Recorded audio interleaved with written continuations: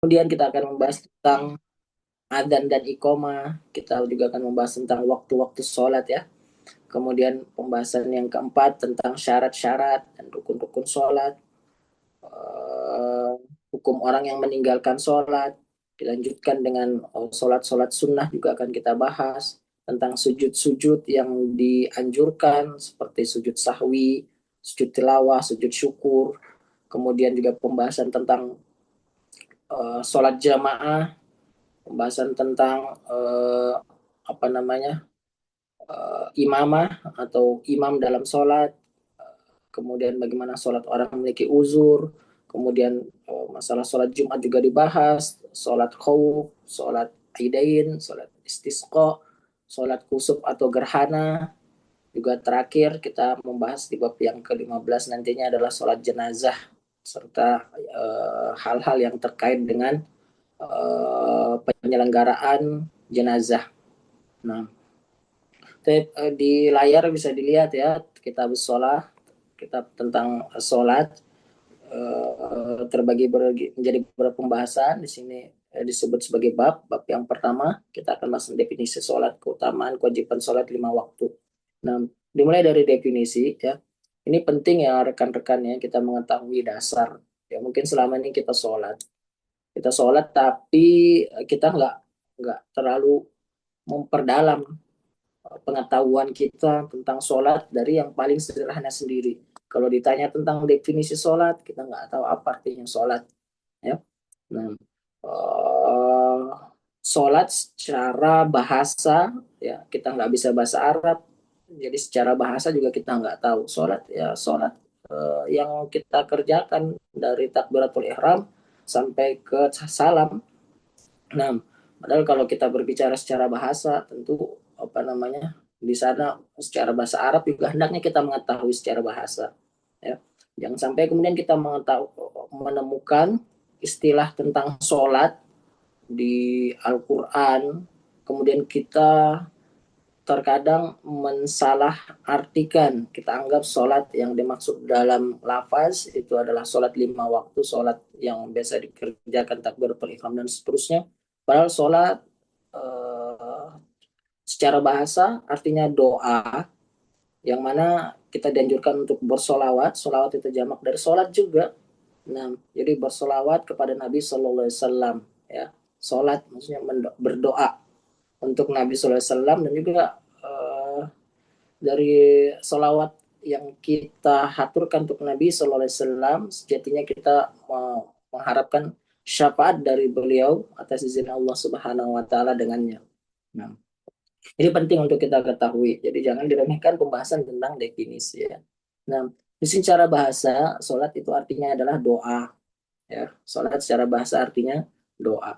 Nah, kemudian secara syar'inya, secara terminologinya, maknawinya adalah ibadah yang terdiri dari ucapan-ucapan atau bacaan dan perbuatan-perbuatan ya, diawali dengan takbir dan diakhiri dengan salam ya.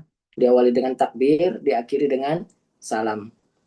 Nah, kemudian keutamaan sholat, ya, sholat sangat penting, sebagaimana sudah dibahas juga sebelum-sebelumnya. Ya, jadi sholat ini adalah rukun Islam yang paling ditekankan setelah 2 kalimat syahadat. Oleh karenanya Nabi SAW ketika menjelaskan tentang rukun Islam menyebutkan setelah syahadatain adalah sholat. Ya. Dan sholat ini adalah tiang agama sebagaimana disebutkan di hadis Nabi Shallallahu Alaihi Wasallam, bahwasanya sholat itu adalah imadatul-din, adalah tiang agama, nggak akan tegak agama seorang ya melain kecuali dia melaksanakan atau menjalankan perintah sholat ya. Nah, dan di sini Allah Subhanahu Wa Taala telah mewajibkannya atas Nabi Muhammad SAW, yaitu pada malam Mi'raj di atas langit ke-7. Ya, kita tahu peristiwa Isra dan Mi'raj, dan ketika Mi'raj atau naik ke atas, Isra itu perjalanan dari Masjidil Haram ke Masjidil Aqsa ya. Nah, kemudian Mi'rajnya itu naik ke atas sampai ke langit ke-7, Sidratul Muntaha, menemui Allah Subhanahu wa taala dengan perantara atau dibersamai oleh malaikat Jibril alaihissalam melalui pintu-pintu langit pertama sampai ketujuh, bertemu dengan para malaikat, bertemu dengan para nabi sebelum Nabi Muhammad SAW. Di antaranya ada Nabi Musa, Nabi Isa, bahkan Nabi Ibrahim alaihissalam. Ya. Nah, dan perintah sholat ini langsung Allah Subhanahu Wa Taala bawa Nabi SAW menemui langsung untuk mendapatkan perintah ini. Dan ini menunjukkan pentingnya sholat, pentingnya ibadah ini, pentingnya syariat atau perintah dari Allah Subhanahu Wa Taala ini bagi seorang Muslim. Ya. Nah, dan bahkan disebutkan di sini ya, dahulu Nabi SAW ketika mengalami suatu permasalahan atau hal yang genting, maka beliau eh, mencari solusi, ya, mencari inspirasi dengan bergegas melakukan sholat. Ya. Nah, dan di sini disebutkan banyak hadis yang menyebutkan tentang keutamaan serta motivasi untuk melaksanakan sholat. Ya. Di antaranya ini disebutkan sabda Nabi Sallallahu Alaihi Wasallam, "Shalawatul khams wal jum'ah ilal jum'ah Ramadan ila Ramadan mukaffiratun lima bainahunna majtunibatil kabair." Nah, sholat lima waktu, Jumat berikutnya ke Jumat berikutnya, Ramadan ke Ramadan, itu adalah pelebur dosa di antaranya satu sama lainnya selama dosa-dosa besar itu dihindari. Hadis sahih riwayat Muslim. Ya. Nah, juga sabda Nabi SAW yang lainnya, hadis yang masyhur yang tentang sungai ya, yang seorang mandi sebanyak 5 kali, bagaimana apakah tersisa kotoran pada dirinya, pada tubuhnya? Ya, para sahabat yang ditanya itu menjawabkan tidak, tentu ya, seorang kalau bersihkan terus 5 kali dalam sehari tentu hilang kotoran dalam dirinya. Nah, pada dirinya. Maka Nabi SAW memisalkan perumpamaan sholat itu dengan seorang yang mandi membersihkan dirinya selama 5 waktu. Dan hal itu dapat meleburkan dosa-dosa atau kesalahan-kesalahannya. Maka paling enak menjadi seorang muslim sebenarnya. Paling enak menjadi seorang muslim. Ya.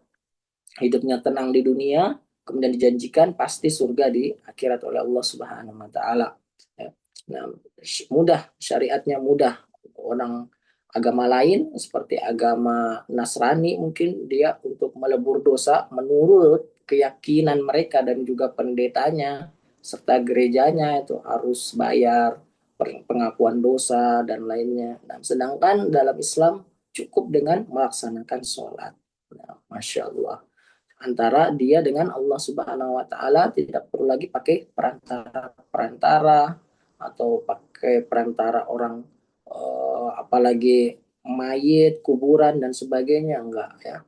Dia sholat, dia bermunajat, dia ikhlas, maka Allah taala pasti akan mengampuni dosa-dosanya. Dan hal itu disebutkan dalam hadis-hadis Nabi Shallallahu alaihi wasallam. Nah,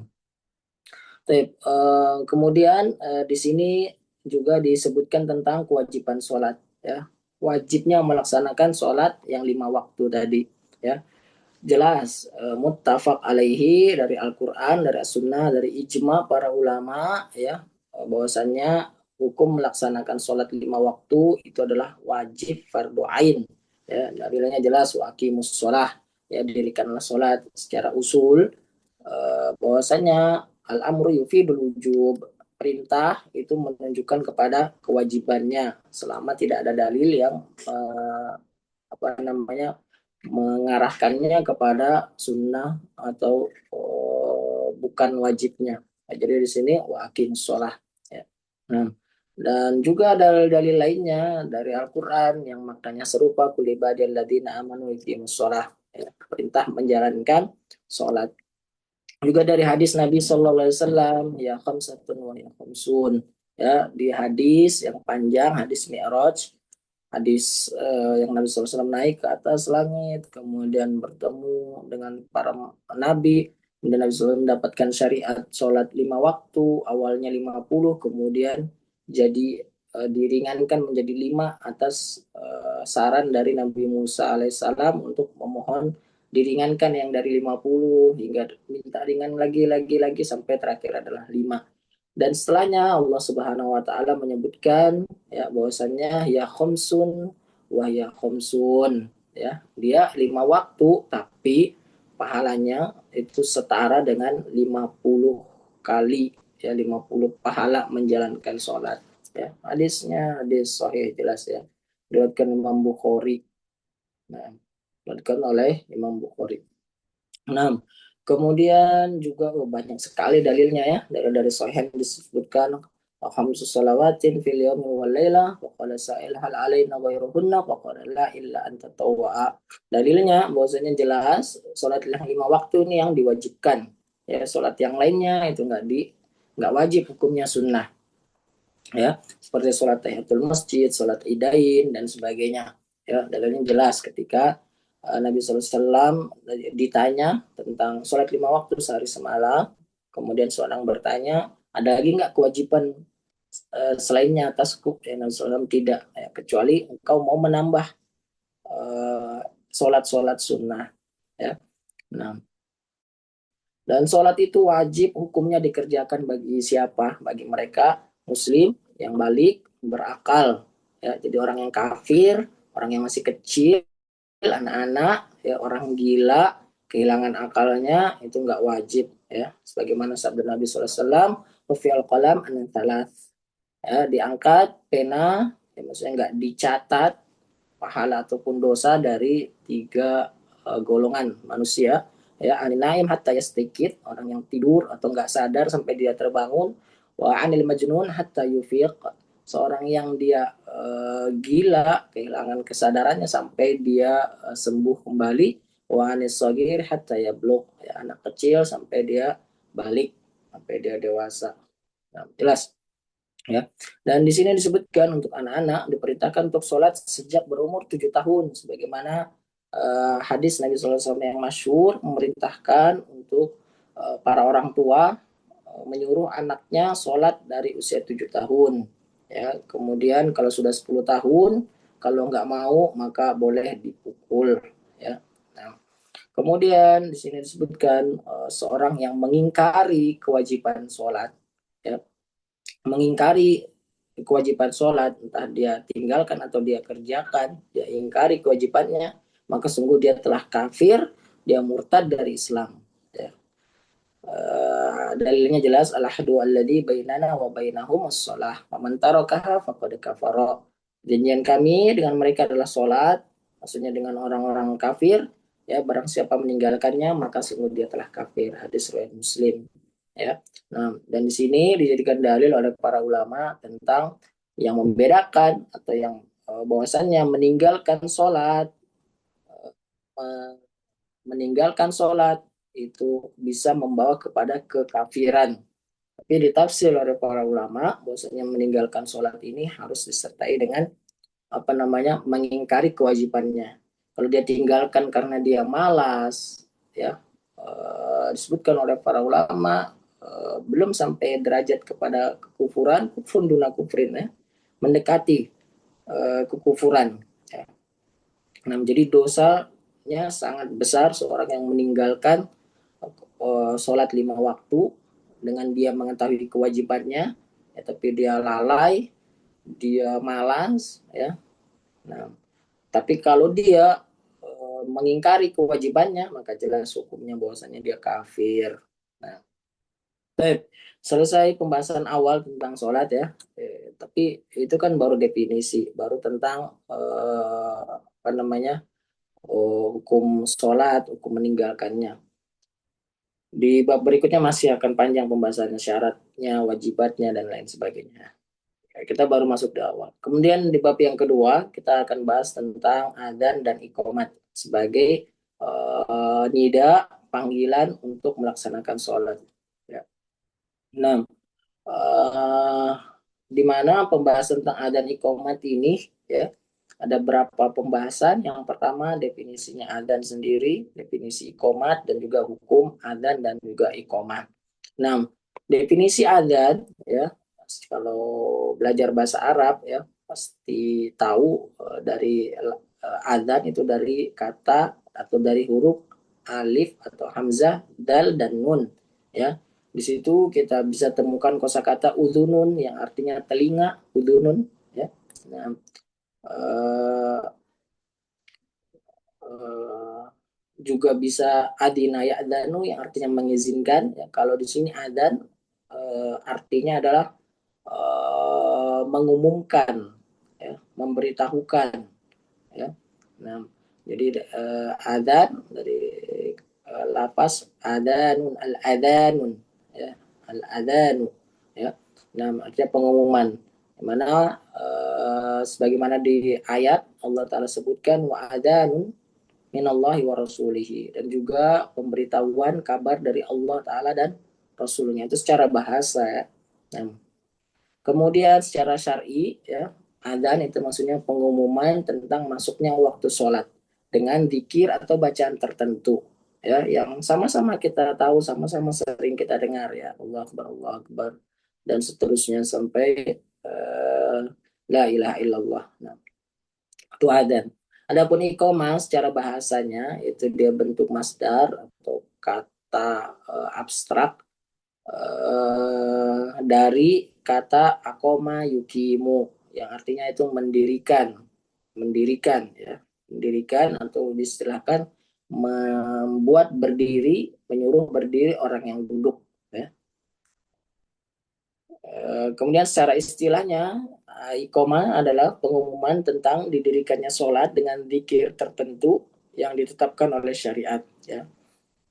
Nah, jadi secara azan ataupun ikomah, ya, semuanya secara maknanya dibahasakan sebagai zikir atau bacaan tertentu yang ditetapkan oleh syariat. Jadi nggak bisa buat-buat lafaz azan sendiri atau ikomat sendiri, nggak bisa, karena ditetapkannya oleh syariat, ya. Nah, kemudian hukum adzan dan juga iqomah. Hukumnya bagaimana? Hukum adzan dan iqomah ini disyariatkan bagi laki-laki ketika hendak melaksanakan sholat 5 waktu. Ya. Dan hukumnya itu adalah fardu kifayah. Ya, fardu kifayah itu maksudnya kewajibannya gugur apabila ada orang lain atau kaum yang lainnya yang melaksanakan atau menjalankannya. Ya.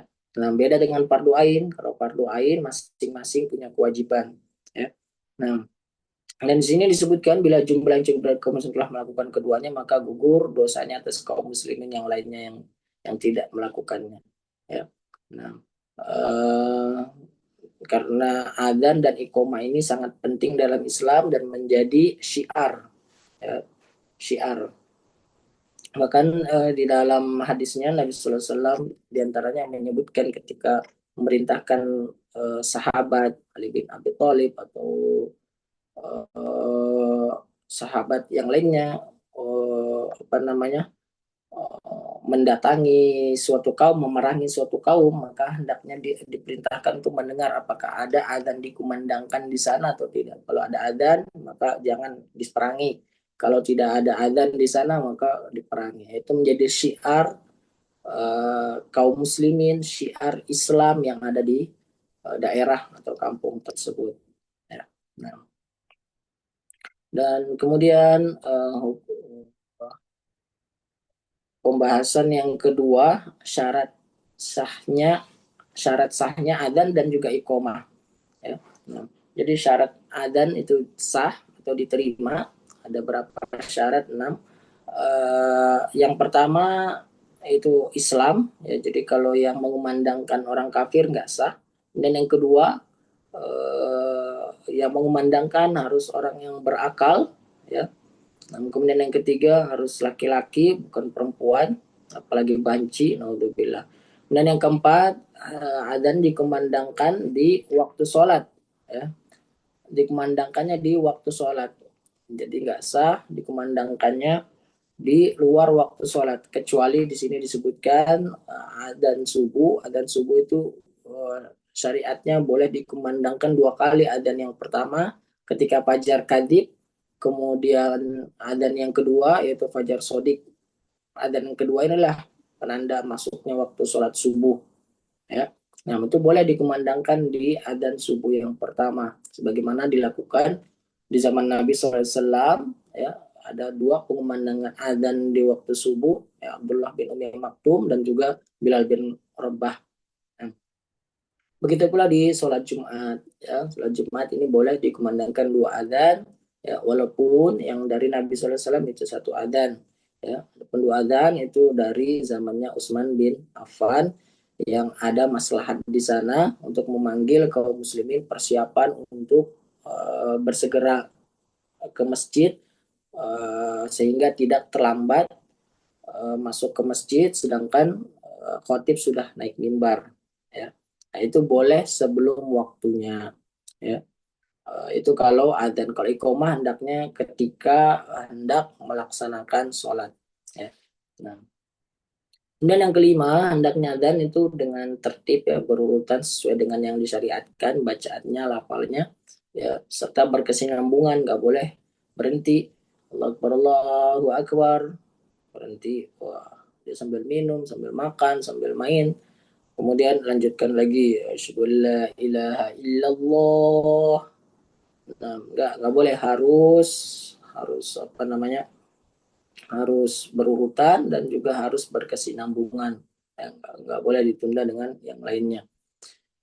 Nah, dan lapasnya tidak dibahas. Kemudian yang keenam, adzan dan iqamat ini dilantunkan dengan menggunakan bahasa Arab, ya, nggak bisa dilantunkan eh, apa namanya dengan bahasa-bahasa lainnya, ya. Dan lapasnya telah ditetapkan dalam as-sunnah, maksudnya hadis Nabi Shallallahu Alaihi Wasallam. Kemudian pembahasan yang ketiga, sifat-sifat yang dianjurkan bagi seorang muadzin. Ya, jadi nggak sembarangan seorang ini ditunjuk sebagai muadzin. Nggak sembarangan orang bisa atau boleh mengumandangkan adzan. Ya, jadi ada karakter yang dianjurkan ditunjuk sebagai muadzin. Ya.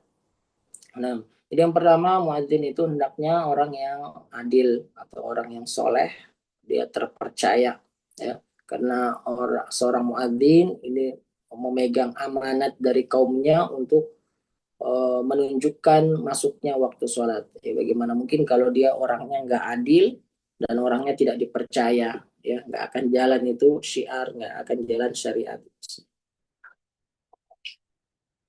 Nah, ya. Kemudian yang kedua, hendaknya orang yang mengumandangkan adzan dan iqamat ini dewasa dan berakal. Ya.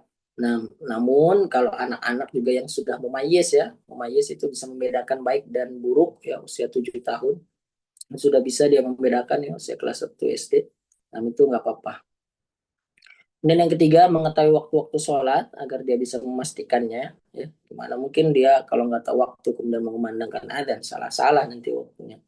Kemudian yang keempat, suaranya lantang ya, agar orang-orang itu mendengarnya dan dipilih yang suaranya paling lantang ya.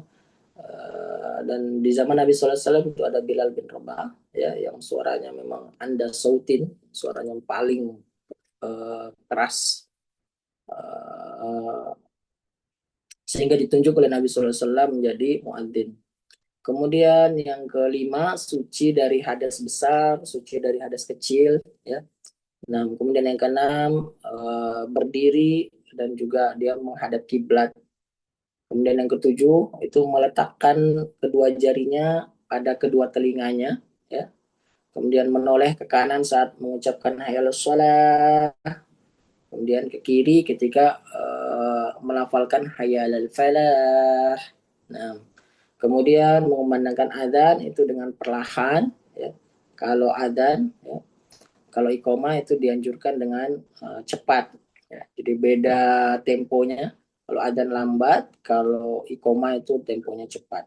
Ya, itu seperti itu yang biasa kita dengar juga di masjid-masjid kaum muslimin di Indonesia ataupun di seluruh dunia.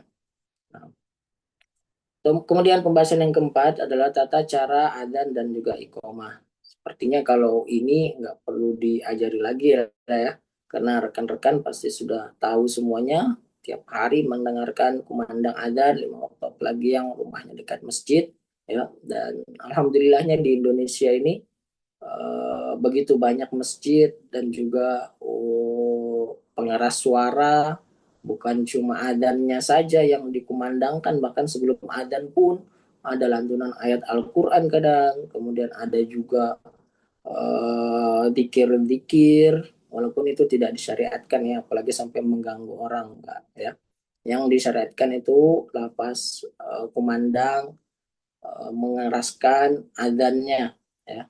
Apalagi sebagian kaum muslimin di masjidnya pakai sound system, speaker luar ketika sholat dikeluarkan suaranya, dan ini khawatirnya mengganggu orang-orang yang sholat di masjid lainnya atau orang yang sholat di rumahnya. Gimana mungkin dia bisa khusyuk membaca apa yang dia baca, atau di masjid lain khusyuk mendengar bacaan imam mereka, sedangkan terpengaruh, terganggu dengan suara mikrofon, suara speaker dari masjid lain yang jauh lebih besar daripada suara dia atau suara imamnya dia. Seperti itu ya. Lapasnya jelas dan ini disyariatkan, diajarkan ya. So, ada sumbernya, referensinya dari hadis Nabi sallallahu alaihi wasallam. Yang terakhir di sini dari hadis Abu Daud dan Ibnu Majah ya. Nah, begitu pula tata cara iqomahnya ya, itu juga diajarkan dalam hadis Nabi sallallahu alaihi wasallam yang biasa kita dengar ya.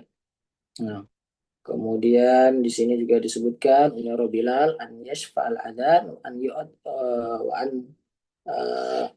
yutiro al-iqamata illa al-iqamata illa al-iqamah. Nah, beritakan mengucapkan lafaz azannya itu dua kali ya, mengucapkan iqamah satu kali ya.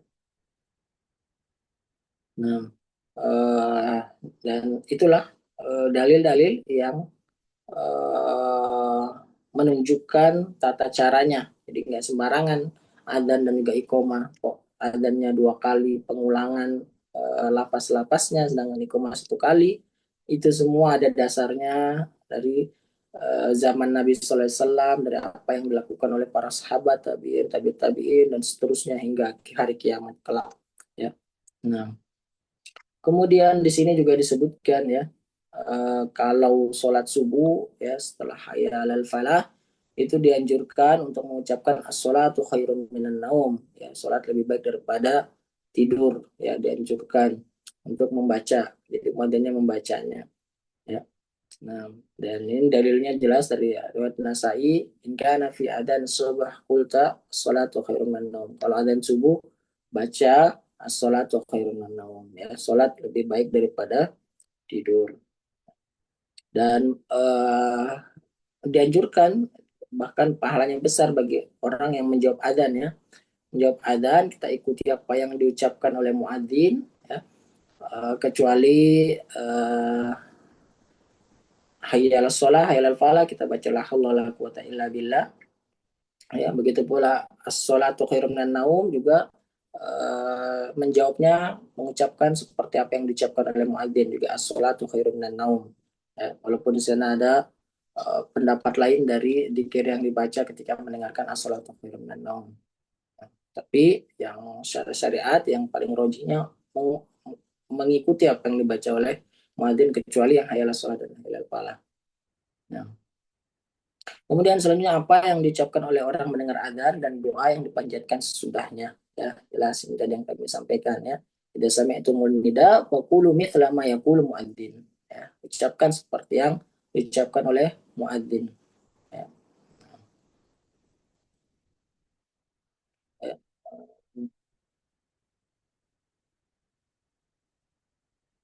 Baik, kemudian di sini disebutkan uh, uh, tadi sudah kami jelaskan salatu khairum minan naum ya, juga membaca seperti itu ya. Kalau iqamah nggak ada salatu khairum minan naum. Kemudian uh, setelah mendengarkan adzan ya, hendaknya mengucapkan salawat kepada Nabi Sallallahu Alaihi Wasallam ya. Kemudian membaca doa setelah adzan atau setelah mendengarkan adzan, Allahumma rabb hadhihi da'wati tammah wassalatil qa'imah ati Muhammadanil wasilata wal fadilah wa ba'athhu maqaman mahmudanil ladzi wa'attah, sampai sini ya yang hadis sahihnya ya. Innaka la tukhliqul mi'ad itu ada khilaf di situ, tapi yang sahihnya riwayat yang sahih sampai situ wa'attah ya. Nah, dan kita harus tahu artinya. Jadi kita ketika berzikir kepada Allah hendaknya paham maknanya sehingga benar-benar khusyuk, karena di dalam kan ada doa. Bagaimana mungkin kita bisa khusyuk dalam berdoa kalau kita nggak tahu apa yang kita baca maksudnya ya, apa yang kita minta. Nah, Di sini artinya ya Allah, Tuhan yang memiliki panggilan yang sempurna dan sholat yang didirikan ini berikanlah kepada umat Nabi Sallallahu Alaihi Wasallam al-wasilah dan juga keutamaan dan bangkitkanlah beliau pada maqam Mahmud, kedudukan yang terpuji yang engkau janjikan, ya. Nah,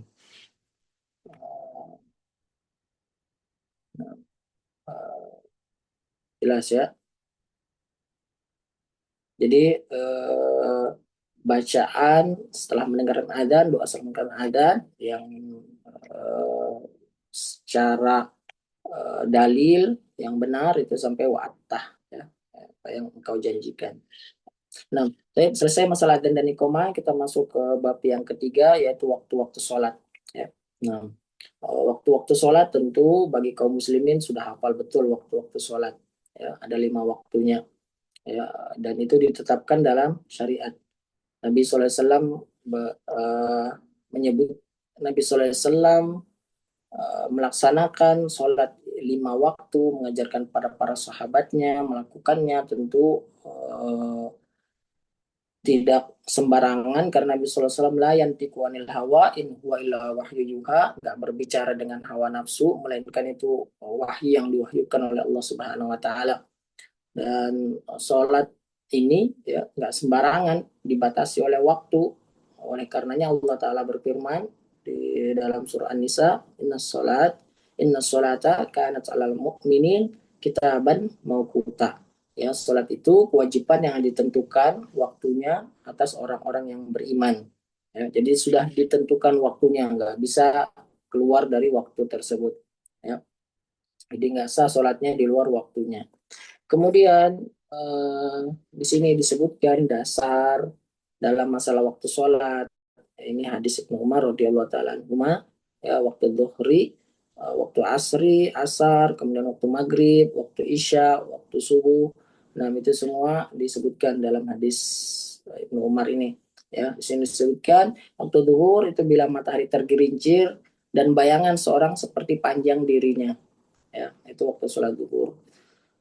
Kemudian waktu asar itu selama matahari belum menguning, ya. Nah, waktu asar masuk ketika panjang bayangan benda itu 2 kali daripada panjang bendanya, itu waktu asar sampai datangnya waktu maghrib. Adapun waktu maghrib disebutkan selama belum hilang cahaya merah, mega merah yang ada di ufuk, eh, dan itu muncul, ya, di waktu maghrib. Kemudian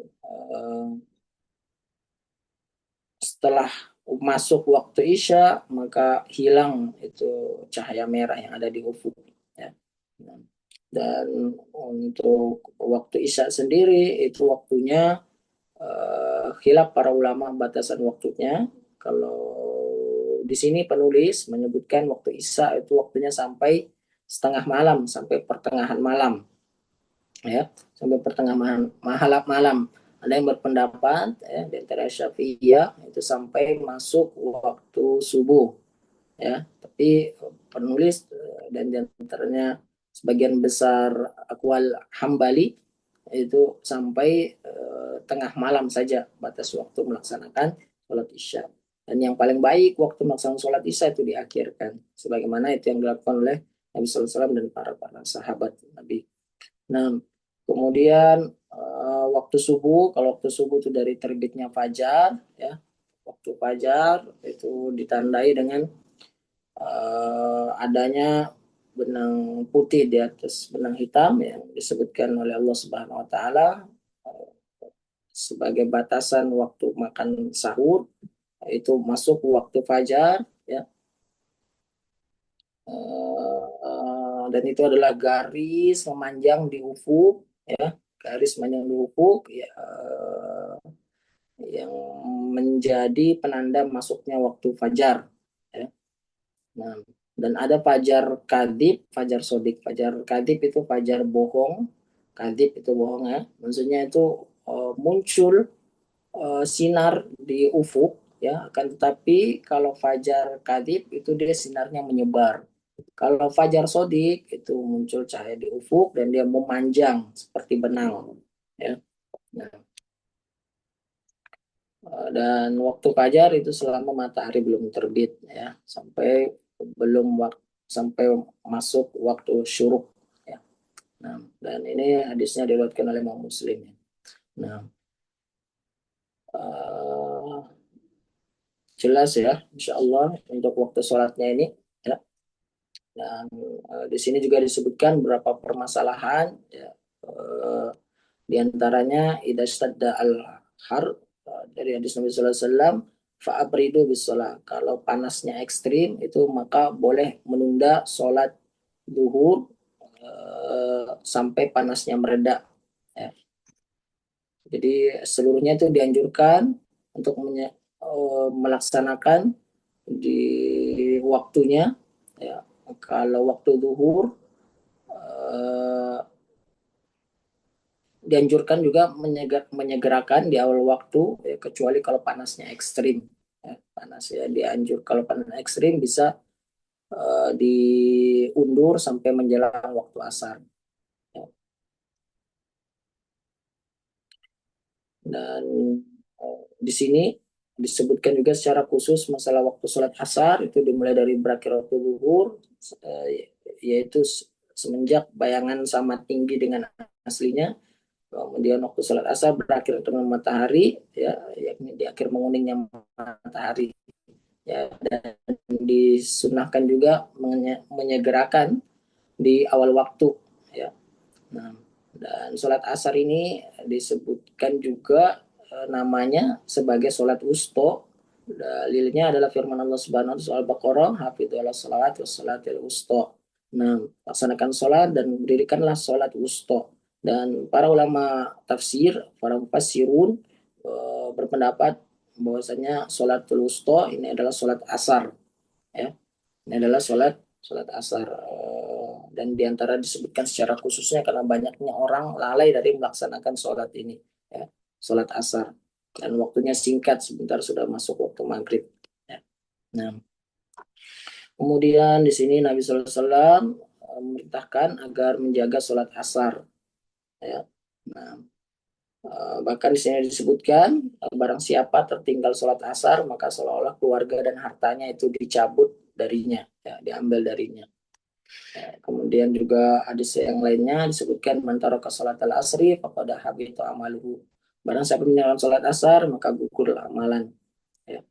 Nah, jadi pentingnya sholat asar secara khusus disebutkan karena banyaknya orang lalai dari melaksanakannya. Ya. Kemudian waktu sholat maghrib juga disebutkan di sini. Ya, malam yagi syafaq ya.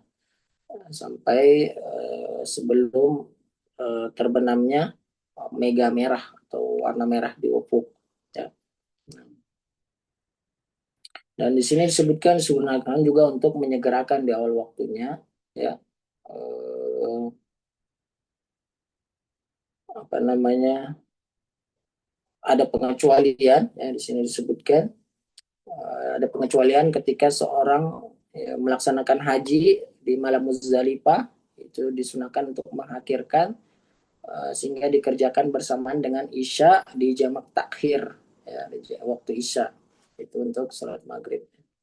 Adapun untuk sholat Isya waktunya dimulai sejak lenyapnya cahaya merah di ufuk sampai tengah malam. Dan di sini disebutkan waktu sholat Isya ila nisfil lailil ausad. Hadisnya riwayat Muslim, waktu sholat Isya sampai setengah malam yang pertengahan. Ya. Nah, dan juga dianjurkan untuk sholat Isya ini diakhirkan ya sampai waktu selama itu nggak memberatkan. Ya. Karena di zaman Nabi Sallallahu Alaihi Wasallam biasa para sahabat menunggu Nabi Sallallahu Alaihi Wasallam keluar untuk mengimami sholat Isya dan Nabi Sallallahu Alaihi Wasallam keluar menjelang tengah malam. Ya. Nah, kemudian ada juga syariat ya dimakruhkan tidur sebelum dan juga berbincang-bincang setelahnya. Ya. Terutama di zaman dahulu gelap ya, beda dengan sekarang penerangan dan uh, kalau ada masalah di situ dipakai untuk membaca. Nah, suasana terang beda dengan zaman dulu. Ya tidak masalah ya. Menghidupkan waktu malam untuk belajar. Apalagi para santri, para ustadz yang mengajar. Biasanya malam dimanfaatkan untuk murojaah, mutolaah, ya, persiapan mengajar dan seterusnya. Nah,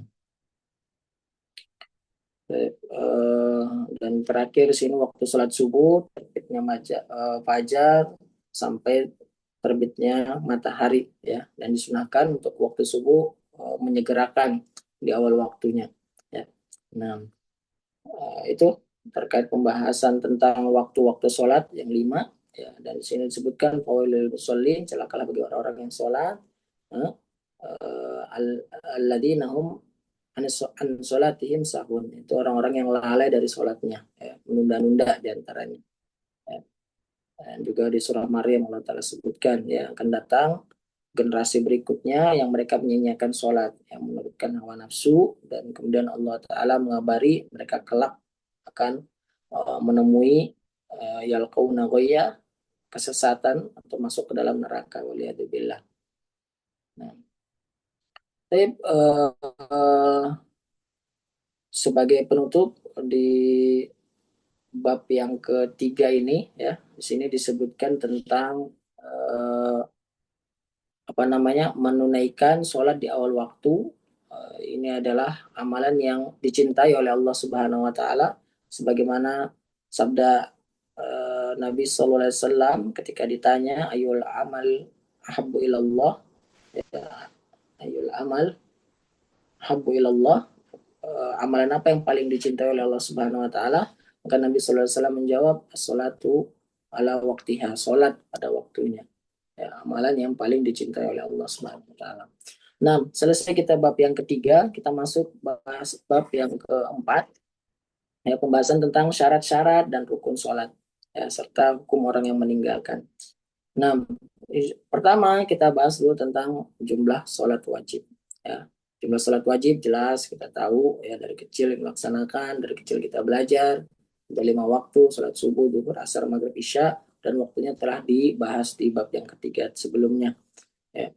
Nah, dan dalil yang menunjukkan hal tersebut, anak Arabian qala ya Rasulullah madza faradallahu taala alaihi minas shalah, apa yang diwajibkan oleh Allah Subhanahu wa taala kepadaku terkait perintah salat. Maka Nabi sallallahu alaihi wasallam bersabda, "Khamsu salatin fil yaumi wal lailah." Ya. Nah, salat 5 waktu sehari semalam. Ya, jadi jelas hukumnya bahwasanya diwajibkan, dan jumlahnya ada 5. Juga hadis lainnya, ya, wazama rasuluka anna alaina khamsa salawatin fi yaumina wa lailatina qala sadaq. Juga hadis dari Anas bin Malik ketika ditanya oleh seorang Arabadi, Nabi sallallahu alaihi apa Anas bin Malik membenarkan, ya, qala sadaq, benar, ya, bahwasanya diwajibkan sholat 5 waktu sehari semalam, ya. Nah, kemudian pembahasan yang kedua, siapa yang diwajibkan untuk sholat, ya. Nah, yang diwajibkan untuk sholat semua manusia muslim yang balik dan berakal, ya, selain tentunya wanita yang haid dan nifas, karena mereka nggak boleh melaksanakan, dan ini telah kita bahas sebelumnya. Kemudian bagi anak-anak sudah usia 7 tahun, ya, kalau 10 tahun sudah dipaksa, ya. Nah, selain itu apa namanya, tidak ada kewajiban untuk melaksanakan sholat, ya. Nah, dan di sini disebutkan ya mura'adakum sholati lis-saba wa adribuhum 'alaiha li ashr, ya. Nah, jadi dalilnya jelas yang memerintahkan untuk melaksanakan sholat. Jadi sholat wajib bagi mereka yang muslim, balik, dan berakal. Nah, kemudian pembahasan berikutnya, eh, pembahasan yang ketiga terkait dengan syarat-syarat sahnya sholat. Ya. Syarat-syarat sahnya sholat. Syarat sholat itu dinyatakan sah. Nah, yang pertama adalah Islam. Jadi seorang yang sholat itu harus Islam. Kalau nggak Islam, ya kafir, maka sholatnya nggak akan sah, nggak akan diterima, batal. Dan yang kedua, akal. Dia berakal, ya nggak sah. Orang gila, ya, karena orang gila itu nggak dibebani. Kemudian yang ketiga, balik, ya, balik. Jadi kalau anak-anak belum balik, maka dia nggak wajib untuk melaksanakan sholat. Yang balik itu ditandai dengan mimpi basah, keluar air ketika dia tidur, atau ketika usianya telah genap 15 tahun. Ya. Kemudian yang keempat yaitu toharoh, bersih, suci dari dua hadas, hadas besar ataupun hadas kecil. Ya. Nah, harus disertai dengan berwudu, atau kalau nggak bisa air dengan tayamum. Ya, kalau dia junub maka dia mandi terlebih dahulu. Kalau nggak bisa mandi maka dia cukup dengan tayamum, itu juga mencukupi. Ya. Nah, kemudian yang kelima itu masuk waktu sholat. Ya, masuk waktu sholat. Kalau nggak masuk waktu sholat ya berarti nggak sah sholatnya. Ya, inna sholat kanat alal mu'minin kitaban mawquta. Ya. Nah, dan juga dari ajaran malaikat Jibril alaihissalam yang mendatangi Nabi Sallallahu Alaihi Wasallam untuk menunjukkan waktu-waktu sholat. Malaikat Jibril datang di awal waktu, kemudian datang lagi di akhir waktu. Ya. Kemudian menyebutkan mabaina hadaini ini waktu. Ya. Di antara keduanya itu tadi, dia datang yang pertama, datang yang kedua itu adalah waktu untuk melaksanakan sholat tersebut. Ya, tergantung konteksnya, sholat asar, maghrib. Ya. Nah, kemudian syarat sah berikutnya adalah seorang yang sholat itu harus menutup auratnya, ya, nah, semampunya tentunya, ya, dan tidak menampakkan warna kulitnya. Nah, dan di sini disebutkan dalilnya, eh, ya Bani Adam khudhu zinatakum inda kulli masjid. Wahai anak Adam, pakailah pakaian yang indah setiap kali memasuki masjid. Dan juga hadis-hadis yang lainnya. Adapun di sini disebutkan juga idza shalaita fi thawbin wahidin fa in kana wasi'an fatahib bihi wa in kana dhayiqan fataziru. Nah, apabila kamu sholat dengan satu lembar kain, bila lebar maka berselimut dengannya, dan bila sempit maka bersarunglah dengannya. Ya. Ini menunjukkan aurat laki-laki dewasa bagian tubuhnya antara lutut dengan pusar, ya. Nah, tetapi yang lebih baik utama ya menutupi pundaknya juga dengan pakaian. Ya kan, tapi di sana ada tata cara memakai pakaian yang hukumnya makruh atau dilarang oleh Rasulullah SAW, yaitu namanya as-sadel, yang nanti akan kita bahas, ya, as-sadel. Apa namanya? Khilaf para ulama tentang makna sadel. Di antara maknanya itu yang roji, yang sahih itu apa? Seorang letakkan di atas pundaknya kain dan tidak memasukkan tangannya di dua tempat masuknya lengan tersebut. Nah, itu nggak boleh, terlarang. Nah, terutama untuk wanita, wanita ini yang menutupi seluruhnya dengan pakaian, ya, karena auratnya wanita itu seluruh tubuhnya, di Syafi'iyah itu kecuali wajah dan juga kedua telapak tangannya, ya. Karena almar'atu itu aurah, perempuan itu adalah aurat, ya. Dan juga disebutkan laik walau sholah haidin illa bi khimar, ya, nggak diterima sholatnya seorang seorang wanita yang balik. Haid itu maksudnya wanita yang sudah haid, wanita yang balik, kecuali dengan menggunakan khimar, penudung, kerudung atau penutup kepala. Nah, kemudian yang ketujuh, menghindari najis pada seluruhnya, pada badan, pakaian ataupun tempat sholatnya, ya, apabila mampu, maksudnya semampunya tentunya. Dan dalilnya wasiyabaka fatahhir, kemudian juga dalilnya sini tanazzau anil baul, ya, bersihkan diri dari bekas kencing dan seterusnya, ya. Dan di sini juga banyak dalil-dalilnya dari Asma binti Abu Bakar, ya, tentang darah haid mengenai pakaian. Nabi SAW memerintahkan untuk mengerik dan mengucek, membilas, kemudian bisa dipakai sholat, ya. Nah, begitu pula hadis yang masyhur juga yang Nabi SAW memerintahkan ahriku ala bawlati sajlan min ma'in. Ya.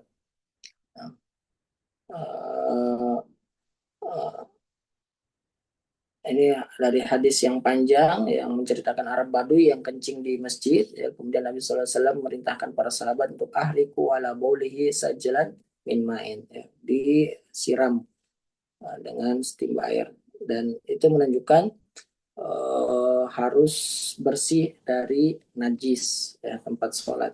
Dan ini kejadiannya di masjid, di dalam Masjid Nabawi.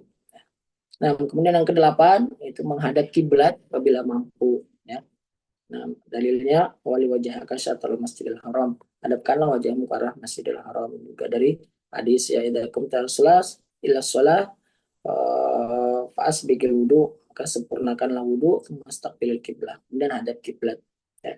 Nah, kemudian yang kesembilan niat ya. Ya, niat itu tempatnya di dalam hati ya, adapun pelafalan di lisan itu sebagai penguat ya.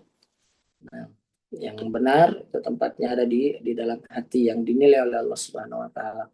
Kemudian bagian yang keempat yaitu rukun-rukun sholat. Ya. Bagian yang keempat pembahasan tentang rukun-rukun sholat. Nah, eh, namanya rukun ya, di sini disebutkan rukun itu adalah suatu perkara yang ibadah tersusun darinya dan nggak akan sah kecuali rukun itu dijalankan ya. Berbeda di sini juga disebutkan perbedaan istilah antara rukun dengan syarat ya, jadi ada syarat sah, ada rukun sholat. Nah, itu beda. Kalau syarat itu mendahului ibadah ya. Beda antara rukun dan syarat ya, bahwasanya syarat itu mendahului ibadah dan terus bersama dengannya. Adapun rukun maka dia adalah ucapan dan perbuatan yang terkandung dalam ibadah ya. Syarat tadi contohnya niat ya. Niat itu didahului sebelum melaksanakan ibadahnya, kemudian akan terus bersama. Ya, kalau dia niatkan hilang niatnya atau niatnya bergeser, maka gugur juga. Jadi niat itu syarat dan harus terus membersamainya. Ya, seperti syaratnya juga harus suci. Ya, kalau di pertengahan sholat dia nggak suci lagi, maka ya batal. Ya. Nah, kemudian di sini dibahas tentang rukun-rukun sholat ada 14. Ya.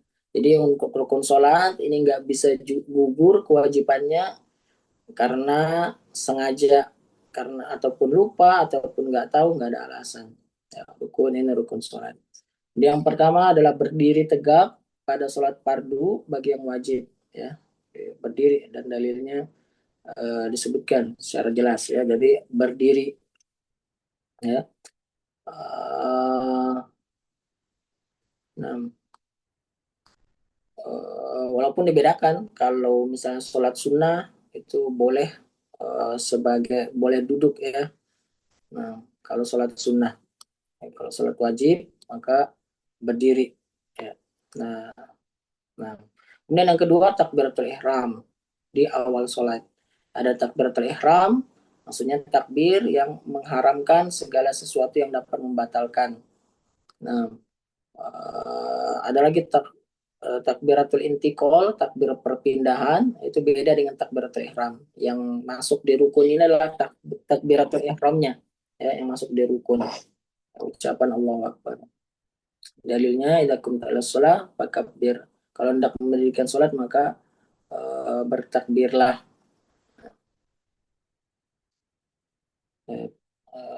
Takbir, kemudian yang takbiratul ihram, kemudian yang kemudian menghalalkannya dari pembatal-pembatal sholat itu setelah salam ya, selesai salam. Kemudian yang ketiga adalah membaca Al-Fatihah secara berurutan di setiap rakaatnya. Nah, jadi membaca Al-Fatihah ini termasuk rukun sholat. Kalau nggak dijalankan, nggak dilaksanakan, maka nggak sah. Bagaimana sabda Nabi Sallallahu Alaihi Wasallam, la sholat liman lam yaqra bi Fatihatil Kitab. Nggak ada sah seorang yang sholat tanpa membaca surah Al-Fatihah. Ya. Dan di sini disebutkan juga ya, secara terperinci kalau masbuk ya mendapatkan imam sudah dalam keadaan ruku, maka dianjurkannya dia juga tanpa apa namanya dan nggak cukup waktu membaca Al-Fatihah maka nggak masalah. Ya. Dan di sini disebutkan ya ada sholat jahriyah itu sholat yang bacanya keras seperti maghrib, subuh, isya. Nah, dikecualikan darinya ya. Tapi jika dia membaca di sela-sela diamnya imam maka itu yang terbaik ya. Nah, makanya para ulama ada menunjukkan kapan waktu membaca Al-Fatihah ketika imamnya sholat, ya, dan sholatnya adalah sholat jahriyah, sholat yang dikeraskan. Kemudian yang keempat, ruku di setiap rakaatnya, ya, ruku di setiap rakaat. Jadi ruku ini termasuk rukun, ya. Nah, dan di sini disebutkan dalilnya, ya ayyuhalladzina amanu irka ya ayyuhalladzina amanu ka'u wasjudu, wahai orang-orang beriman, ruku dan sujudlah. Dan sabda Nabi SAW, tumarka tatma'inna raki'an, dan rukuklah kamu hingga tumaknina dalam ruku, ya. Nah, terkait ini, ya, ada hadis yang masyhur tentang masalah yang menjadi rukun sholat ini, hadis yang disebut dengan hadis musis sholat, hadis yang seorang yang sholatnya itu buruk, ya, rusak. Di dalam riwayat disebutkan, datang seorang hendak ke Masjid Nabawi, kemudian di situ dia sholat dengan sholat yang tidak sempurna, dan dia mendatangi Nabi Sallallahu Alaihi Wasallam, kemudian Nabi Sallallahu Alaihi Wasallam bertanya, sholat tadi, ya, irji asoli paina kalam tu soli. Nabi Sallallahu Alaihi Wasallam merintahkannya untuk mengulang sholatnya karena tadi belum sholat. Dia ulang lagi, kemudian Nabi Sallallahu Alaihi Wasallam kembali mengucapkan yang sama sampai 3 kali. Ya.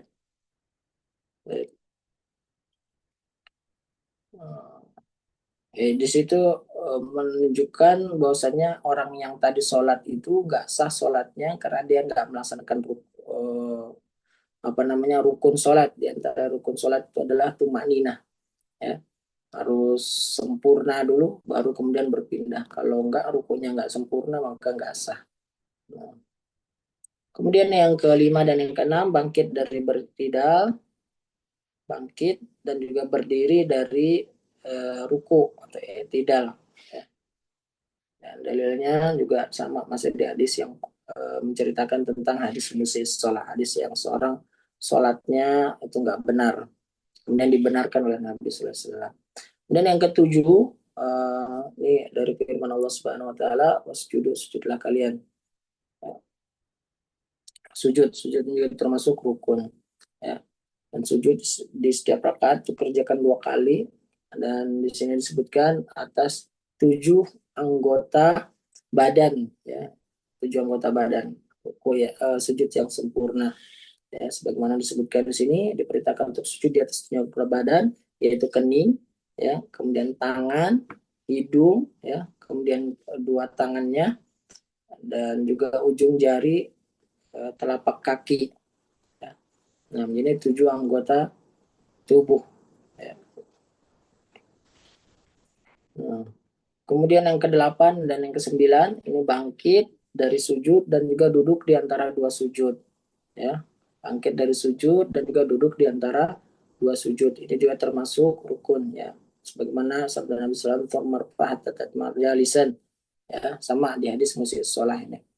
Kemudian yang ke-10 yaitu tumak nina di semua rukunnya. Ya, tumak nina ini artinya secara bahasa tenang, ya, nggak terburu-buru, ya, sempat ada waktu untuk membaca, diam sejenak, ya, nggak langsung berpindah, ya.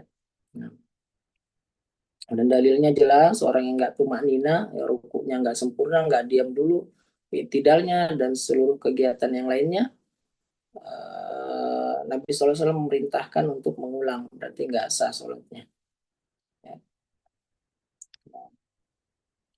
Kemudian tasyahud akhir, ya, tasyahud akhir termasuk rukun, ya. Nah, adapun tasyahud awal itu tidak. Jadi yang masuk rukun yang tasyahud akhir, ya. Nah, dan lafalnya, bacaannya juga sudah jelas. Assalamualaikum min ibadihi faqal an-nabi sallallahu alaihi wasallam la taqulu assalamu ala Allah lakin qulu at-tahiyatu lillah salawat wa thayyibat, ya. Seterusnya sebagaimana diriwayatkan dalam hadis tentang bacaan tasyahud akhir ini, ya. Nah, dan poin yang ke-12 adalah duduk untuk tasyahud akhir, ya. Nabi SAW melakukannya dan selalu mengerjakannya. Sallu kama ra'aytumuni usolli, hadisnya jelas, ya. Secara umum, sholatlah sebagaimana kalian melihat ke sholatnya. Dan di sini Nabi SAW duduk untuk tasyahud akhir. Kemudian yang ke-13 adalah salam, ya, mengucapkan salam di akhir sholatnya, ya, mengucapkan salam setelah tasyahud akhir, ya. Dan di sini disebutkan wa tahliluha at-taslim, ya, dan menghalalkannya untuknya itu adalah ucapan salam. Dan ini adab yang mulia, ya. Nah, jadi kita dan juga dalam sholat untuk mengucapkan salam kepada Allah, salam ke kanan ke kiri, dan menunjukkan pentingnya mengucapkan salam, menebarkan salam. Kemudian ke-14, tertib dalam melakukan semua rukun-rukunnya tadi, ya. Nah, dan tertib ini sebagai dalilnya secara umum, sekian dari shollu kama ra'aitumuni sholli. Salat sebagaimana engkau lihat aku salat, kata Rasulullah SAW.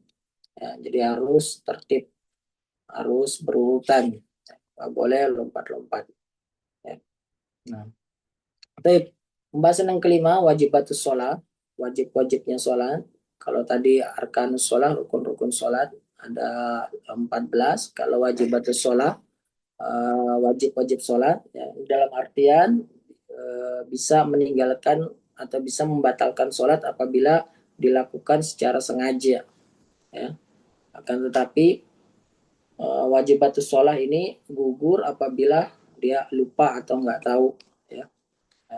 Kalaupun dia luput dari wajibatus sholat ini, maka dia menambalnya dengan melaksanakan sujud sahwi, ya, sujud sahwi karena lupa. Dan di sini disebutkan, ya, perbedaan yang jelas antara wajib sholat dengan rukun sholat, ya, bahwasanya barang siapa kalau rukun, barang siapa lupa melaksanakan suatu rukunnya, maka sholatnya nggak sah kecuali dengan melakukannya, ya. Jadi dibenarkan, nggak sah kalau nggak dibenarkan. Adapun siapa yang lupa wajib sholat, maka sujud sawi cukup sebagai gantinya, ya. Nah, jadi itu kalau wajibatus sholat itu dengan melaksanakan eh, sujud sahwi apabila dia lupa, ya. Dan di sini disebutkan, ya, penjelasan wajibatus sholat, wajib-wajibnya sholat. Dan ini tentu berbeda madhab, berbeda juga istilah, ya. Nah, di matan-matan Syafi'iyah, ya, nggak sama penyebutannya arkan dan wajibatus sholat itu, tapi secara dasarnya sama. Jadi arkan itu wajibat. Kalau di sebagian kitabnya, ya, wajib-wajib sholat di sini, kalau di kitab Syafi'iyah diantaranya itu sunan sholat, sunnah-sunnah sholat, ya. Nah, di sini disebutkan wajibatus sholat, ya, itu dengan ya diantaranya semua takbir selain takbiratul ihram, jadi takbiratul intikal, takbir perpindahan, ya, masuk di sini. Ya. Kemudian yang kedua, ucapan sami Allahu liman hamidah, ya. Allah mendengar orang memujinya, ya, untuk imam dan juga untuk orang yang sholat sendiri, ya, mengucapkan sami Allahu liman hamidah. Kemudian yang ketiga, mengucapkan Rabbana walakal hamd ketika selesai orang i'tidal. Jadi orang makmumnya mengucapkan Rabbana walakal hamd. Dan itu ada dalilnya. Kemudian yang keempat yaitu ucapan Subhana rabbiyal azim, yaitu pada saat ruku. Kemudian yang kelima ucapan Subhana rabbiyal a'la, nah, maha tinggi. Nah,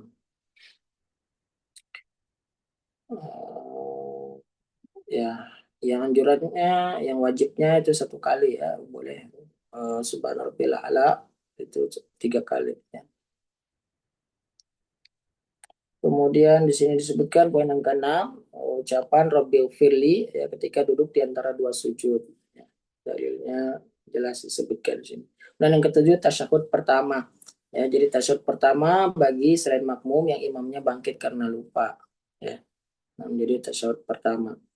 Kalau dilalaikan, dia nggak harus mengulangi tasyahudnya, tapi dia selesaikan sholatnya kemudian sujud, sujud sahwi. Ya. Dan di sini disebutkan bacaan tasyahud awal, kami yakin seluruh rekan-rekan sudah tahu.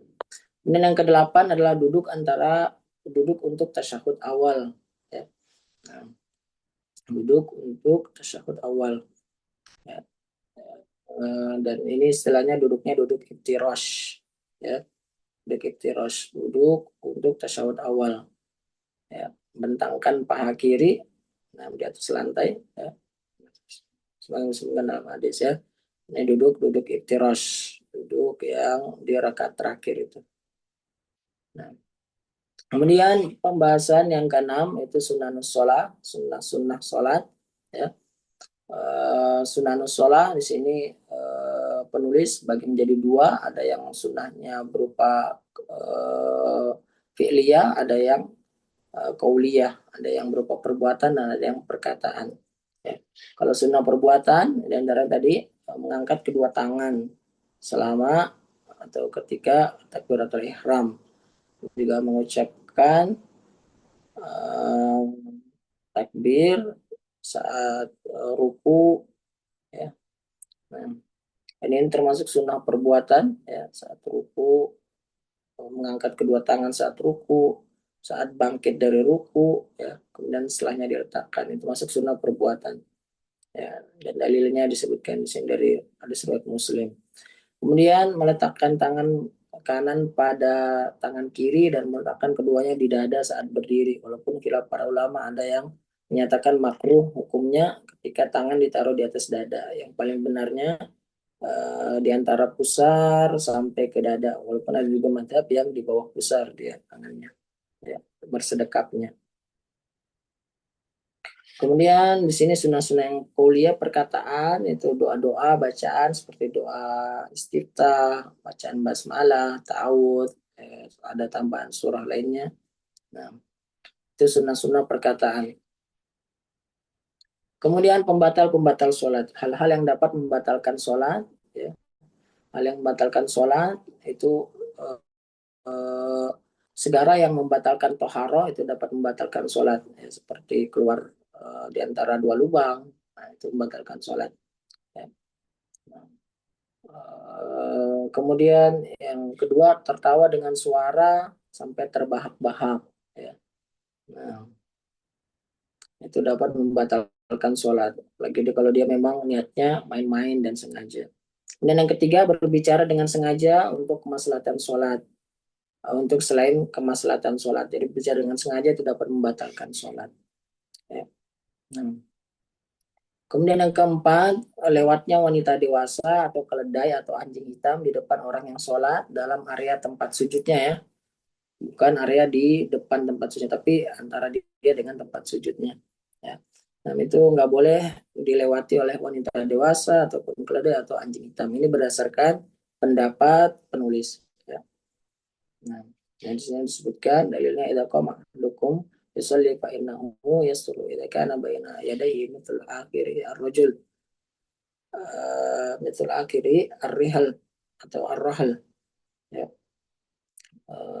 Fa idza lam yakun baina yadayhi mithl akhiri ar-rahal fa innahu yaqta salatahu al-hima wal mar'atu wal kalbu al-aswad, ya. Sini maksudnya bila salah seorang kalian maka hendaknya dia buat sutra. Ini anjuran membuat sutra penghalang antara diri dia dengan orang yang berlalu di hadapannya, ya. Dan di sini di akhir hadis menunjukkan sholatnya dapat diputuskan, sholatnya dapat bernilai batal ketika dilewati oleh keledai, wanita ataupun anjing hitam, ya. Hadis riwayat Muslim, ya. Nah, dan rohal di sini maksudnya alat yang digunakan biasanya di punggung unta, ya.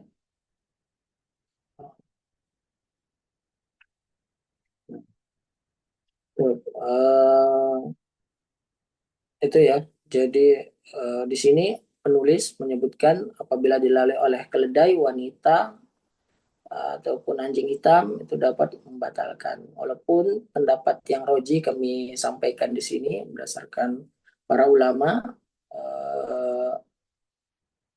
di antaranya para masyayikh kita, kemudian juga pendapatnya Imam An-Nawawi rahimahullah taala, ya. Pendapat yang roji itu bahwasanya nggak batal sholatnya, ya.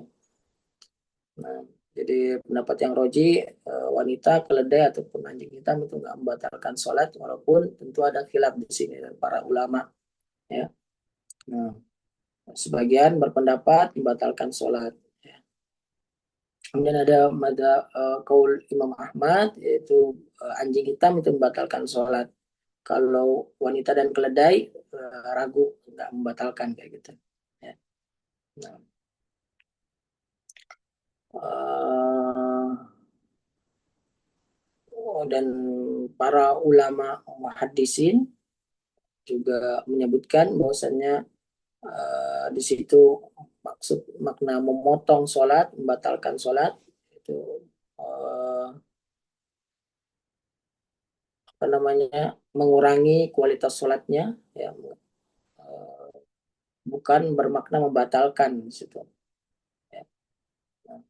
Dan di antara dalilnya juga, ya, eh, ketika Aisyah radhiyallahu taala anha mendengarkan hadis yang disampaikan oleh para sahabat bahwasanya membatalkan sholat anjing, keledai dan wanita, maka Aisyah pun menegurnya, kemudian menyatakan kok menyamakan antara kami kaum perempuan dengan keledai dan juga anjing. Ya. Nah, jadi pendapat yang roji enggak. Ya. Dan Aisyah juga mengabarkan bahwasanya beliau bersumpah demi Allah menyaksikan Rasulullah SAW ketika itu sedang sholat, yang kemudian Aisyah sendiri ada di depan Nabi SAW di karena tempat rumah Nabi SAW itu sempit, ya, sholatnya Nabi SAW, kemudian Aisyah berada di depannya, ya, dan itu tidak membatalkan sholat, Nabi SAW melaksanakan, ya.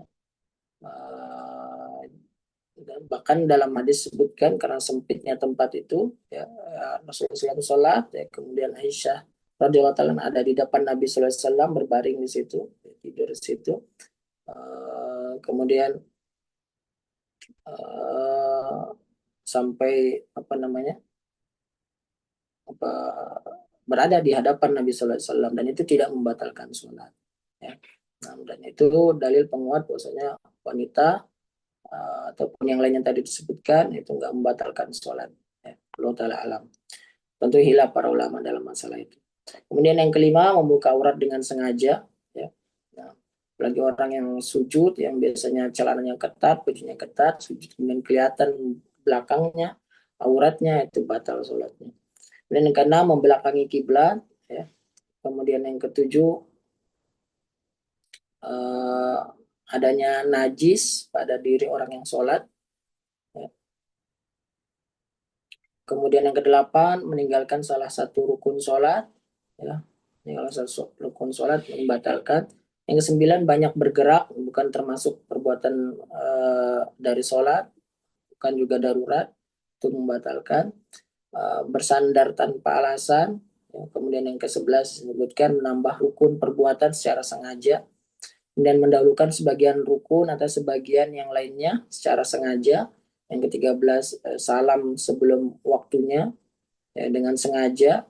Kemudian yang ke-14 mengubah makna bacaan secara sengaja, ya, karena bacaan terutama Al-Fatihah itu adalah rukun. Kemudian yang ke-15 membatalkan niat disebabkan ragu-ragu dia membatalkan sholatnya atau tidak, ya, dan membulatkan tekad untuk membatalkannya, ya, ini dapat batal sholatnya. Ya. Kemudian halal makruh dalam sholat, ya, sebentar lagi, ya. Nah, ini akhir pembahasan kita. Ya. Nah, hal yang makruh dalam sholat, ini akhir pembahasan kita di malam ini, insyaallah. Ya. Yang makruh dalam sholat, diantaranya membatasi diri hanya membaca Al-Fatihah saja pada 2 rakaat pertama, karena hal itu menyelisihi sunnah dan petunjuk Nabi Shallallahu Alaihi Wasallam. Ya, jadi anjurannya Nabi Shallallahu Alaihi Wasallam itu membaca surah lainnya selain dari Al-Fatihah. Dan yang kedua, mengulang-ulang Al-Fatihah, ya, karena menyelisihi sunnah Nabi Shallallahu Alaihi Wasallam. Dan yang ketiga, menengok sedikit dalam sholat tanpa alasan, enggak boleh. Maka disebutkan dalam hadis, wa ikhtilasun yakhtalisuhu wa syaitan min sholatil abd. Ya, pencurian tersembunyi yang dilakukan oleh setan dari sholat hamba. Nah, dan yang keempat, memejamkan kedua mata ketika sholat, ya, enggak boleh, makruh hukumnya. Kemudian yang kelima, meletakkan atau menempelkan kedua lengan di lantai saat sujud, ya. Nah, jadi sikunya itu menempel sujud itu. makruh hukumnya, dilarang ya. Maka Nabi sallallahu alaihi wasallam menyebutkan seperti perilaku binatang buas ya. Nah, jadi diangkat sikunya. Dan yang keenam adalah banyak melakukan perbuatan sia-sia dalam sholat ya. Jadi nggak boleh, makruh hukumnya. Kemudian yang ketujuh bertolak pinggang ya, melarang. Kemudian yang kedelapan sadel. Nah, ini yang tadi kami sebutkan, sadel, dan juga menutup mulut dalam sholat ya, kecuali darurat. Memakai masker itu sejatinya nggak boleh kecuali darurat ya. Memakai cadar wanita nggak boleh, sendal dibuka kecuali darurat ya. Nah, yang sadel ini ya, ini dalilnya melarang ya. Kemudian sadel ini disebutkan adalah seorang menyelimutkan kain pakaian ke dua pundaknya ya, dan tidak mengembalikan kedua ujungnya ke kedua pundaknya ya, tidak mengembalikan kedua ujungnya ke kedua pundaknya ya, jadi terurai ke bawah ya. Nah, dan di sini ada khilaf tentang masalah sadel ini. Ada yang menyebutkan seorang memakai kain seperti kain pakaian yang kemudian diletakkan di atas pundaknya yang menjulur ke bawah, kemudian tangannya ada di dalam seperti orang pakai jaket tapi nggak dimasukkan tangannya gitu ya. Nah itu sadel ya, jadi nggak boleh. Sebagian juga berpendapat sadel itu isbal yadain. Isbal yadain maksudnya menjulurkan tangan, nggak bersedekap ketika sholat ya. Nah, ada juga berpendapat seperti itu ya. Ada juga yang berpendapat di sini disebutkan isbal, dia isbal ya, kainnya isbal, pakaiannya isbal, jadi menjulurkan kain sampai menyentuh tanah, jadi melebihi mata kaki. Kemudian yang kesembilan mendahului imam, ini juga makruh hukumnya, nggak boleh, bahkan diibaratkan seperti kepala keledai ya. Nah, kemudian yang ke-10 ini menjalin jari jemari ya, Nabi SAW melarang ya, menyambung jari jemari. Nah ini makruh hukumnya. Kemudian yang ke-11 menahan dan memegangi rambut dan kain ya, sujud dipegangin rambutnya dan kayak gini, ini nggak boleh, makanya dianjurkan paling baik menggunakan peci ya.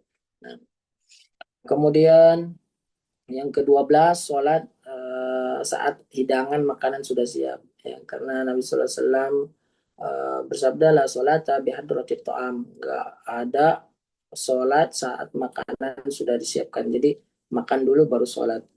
Wa yudafi'uhu al-akhbathan.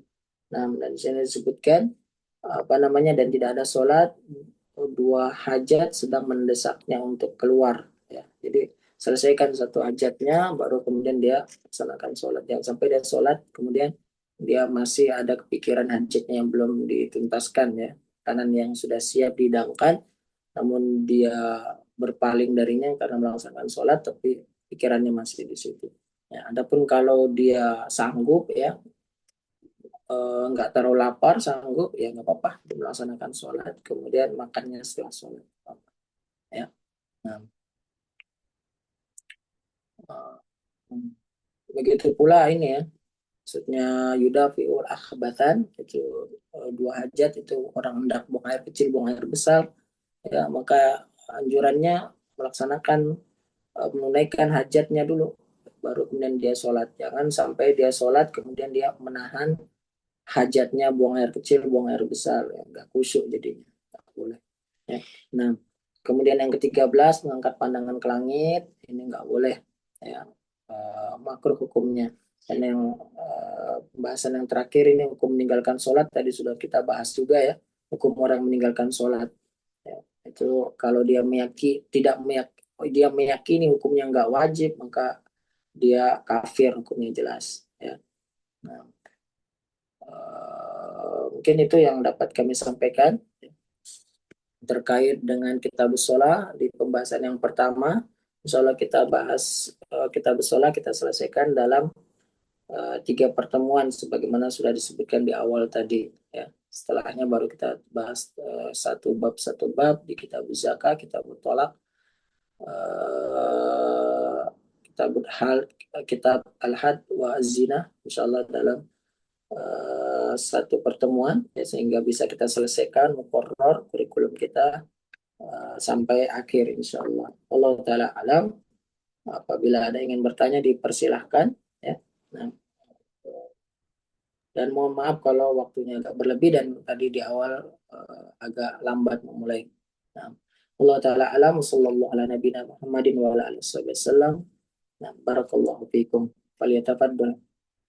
Silakan kalau ada yang mau bertanya. Baik, teman-teman, bagi yang ingin bertanya bisa lewat kolom chat atau bisa open mic ya.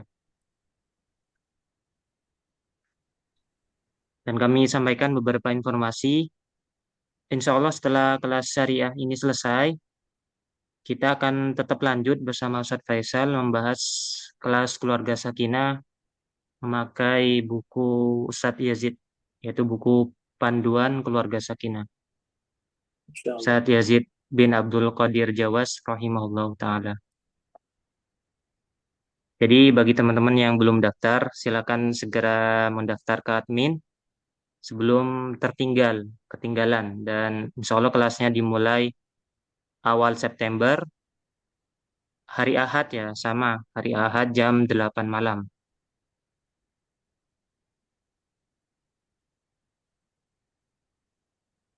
Seperti biasa untuk sesi tanya jawab ini saya pisahkan dulu rekamannya.